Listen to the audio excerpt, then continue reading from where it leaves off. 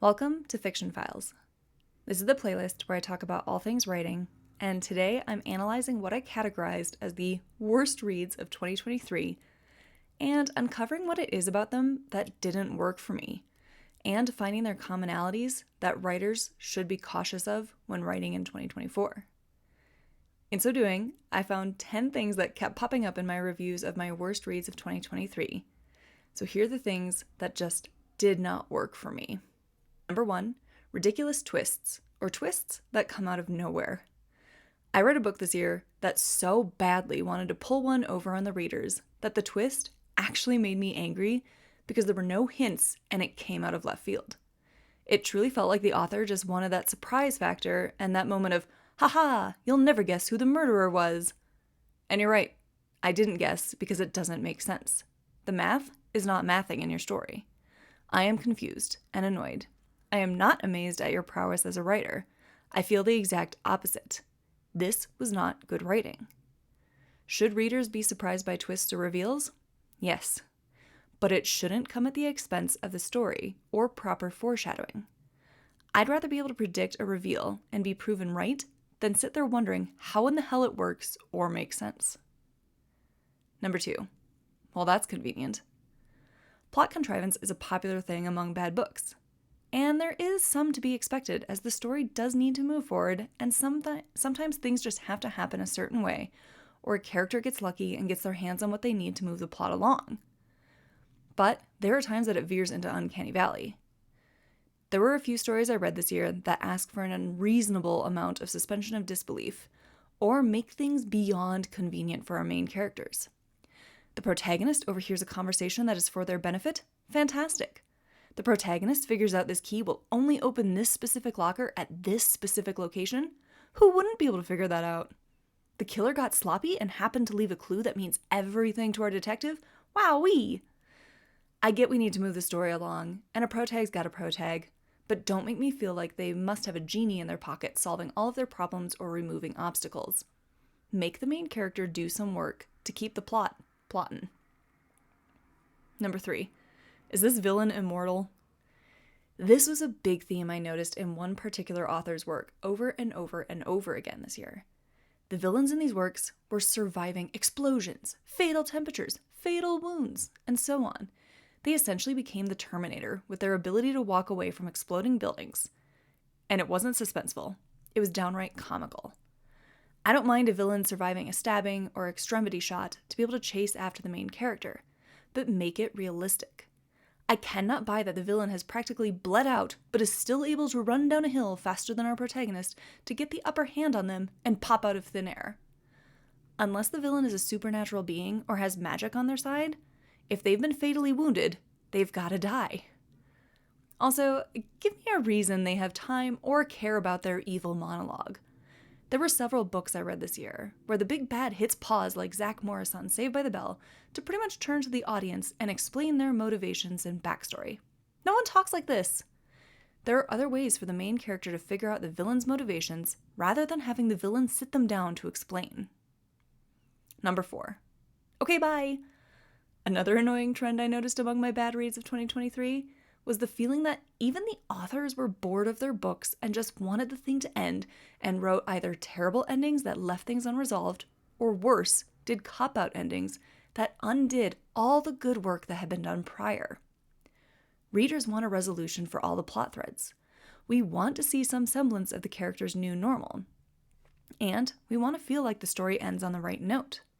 Not a, it was all a dream trope, or something like, we've been waiting for these characters to get together the entire book, and we end with them making eye contact.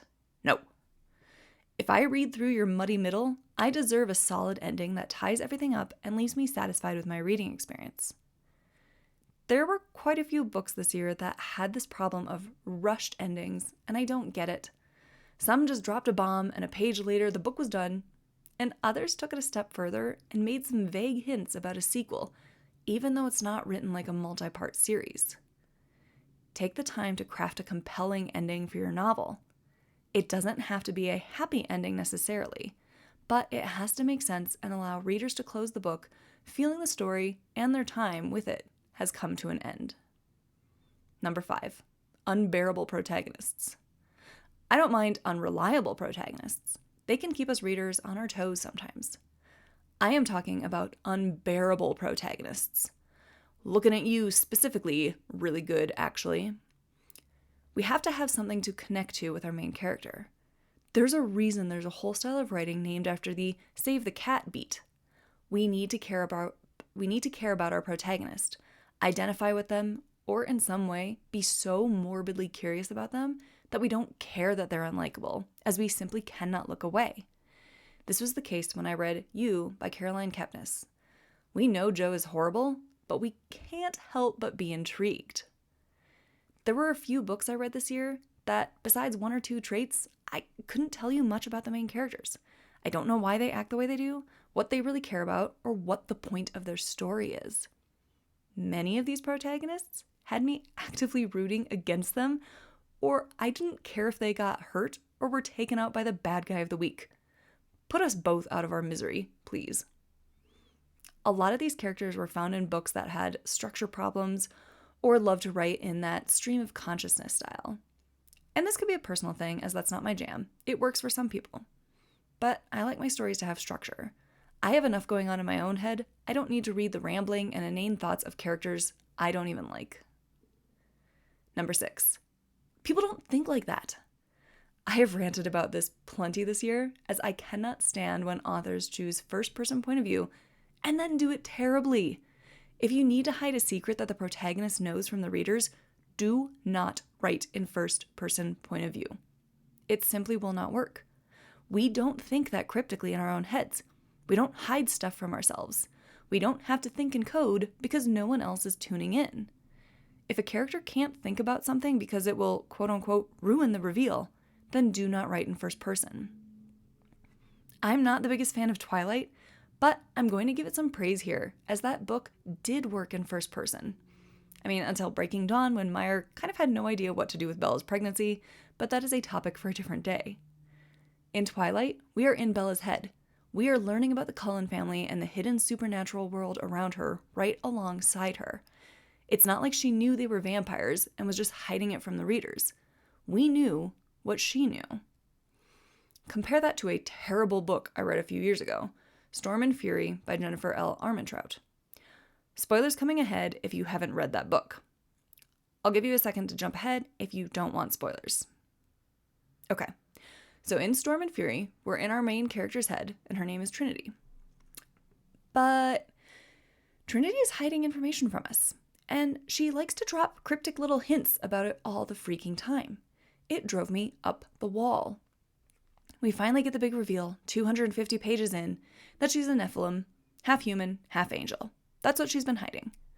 Of course, this gives her an opportunity to be not like other girls and learn to fight when other women don't, have wardens protecting her specifically, even though she's more powerful than them, and so on. She's a Mary Sue is what I'm saying. As soon as we get the reveal, she immediately adds onto the pile of crap we already had to go through by saying, yes, my father is an angel, but I cannot say which one. But she knows. Stop. Why? What fresh hell is this? What did I do in a past life to deserve this? This could have all been avoided if written in third person, as we're not in her head, or having it written from another character's point of view as they try to figure out what's going on with her and making guesses as to what her secret could be. Do not write in first person if your main character knows something that you're saving for a reveal. Number 7. I've lost the plot. Also known as, what am I reading? What is this? Is this a book or a terrible stream of consciousness that was sent to the printer by accident? I should not be wondering why I'm even bothering reading this. I should not sit there wondering, what the hell is this story about while reading it? I mentioned this a bit earlier when talking about unbearable protagonists, but this can happen even with good characters. There was one book I read that was said to be a romance, but we spent 80% of the book with the leads 1,000 miles apart. We're truly just following the heroine before the halfway mark introduces a dual point of view and then has the story shared from his perspective. And both of them are kind of just doing things, just living life like a normal person. I don't want to read about normal people. The ending of the book is just the heroine switching jobs, going on a ski trip, making new friends, and whoa, wouldn't you know it, they end up being in the same place at the same time and meet the end. Each scene should add something to the story. Each scene should be impactful enough that the story wouldn't make sense without it. We don't read to see everyday lives for the most part. We want to see people push themselves, change, and experience extraordinary things. Number 8, sexy lamps everywhere. Ah, the good old sexy lamp problem. Coined by Kelly Sue DeConnick, this test poses, if you can replace your female character with a sexy lamp and the story still basically works, maybe you need another draft. They have to be protagonists, not devices. Essentially, the plot would happen regardless if we had a character there or a lamp. Unfortunately, some of the books I've read in the year of our Lord, 2023, had sexy lamps. Our leading ladies had no agency. They weren't impacting the plot, they were impacted by it. The story shouldn't just be happening around them, regardless if they take action or not. Please do not put any sexy lamps in your books in 2024. Unless you're writing a funny story that riffs on A Christmas Story, then add all the sexy lamps you want. Number 9, why do you hate me? There were a few reads this year that made me ask that after the author wrote the death of a good character, and there wasn't a good reason for it. It doesn't seem to impact the main character or change the course of the story. This one is a bit pointed toward one book in particular, but it made me so mad that I threw this in the list. Character deaths can be done well. There's the loss of the mentor beat in many outlining methods. Harry loses Dumbledore, Luke loses Obi-Wan. Those losses mean something and cause a change in our characters. If a character has to go 6 feet under, make sure it means something. And finally, number 10. You ain't Pam and Jim.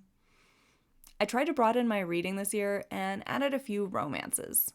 I'm normally a thriller girl, but wanted to broaden my horizons. Fortunately, that means I read some books that made me wonder where the romance was in this romance. In some, there simply was no romance. In others, there was no chemistry. Why do I want to watch the author make these Barbie and Ken dolls kiss? Because that's how I feel about their characters. There's no chemistry. There's no heat. There's no passion. There's no unresolved sexual tension here. And the sad thing is, I'm sure it's there in the author's head. I'm sure they ship this ship. They believe in their love, but they didn't get it down on paper.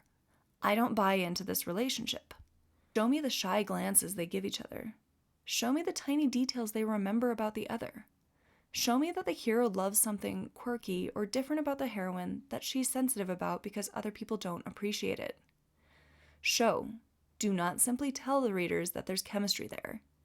We need to see it in order to want to see these characters get together. Do not skip over dates or summarize conversations where they learn about each other. It's those small moments that add up and make us believe in the big declaration of love later on. All right, that wraps up some common themes from my worst reads of 2023. What writing choices are you especially cognizant of after reading a bad book or two? Tell me in the comments. Otherwise, thanks for watching Fiction Files.